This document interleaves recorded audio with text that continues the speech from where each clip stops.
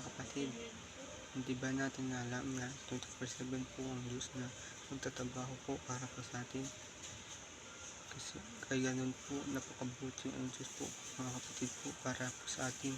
Ginagawa niyang lahat para po tayo magbago, para po hindi po tayo mapunta sa sa impyerno.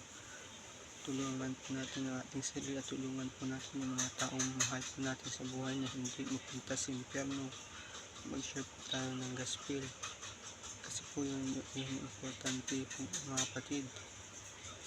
Tulungan po natin kung meron ka pong nalalaman na salita ng Diyos, share niyo po. Huwag po kayong mahiya kasi kung kinakahiya mo po ang salita ng Diyos, ikakahiya ka din ng Panginoon. Kaya nga po, huwag po kayong mahiya. Tulungan natin ang bawat isa.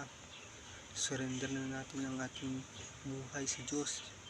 Manumbalik na po tayo sa pananampalataya sa Diyos kasi po yun importante.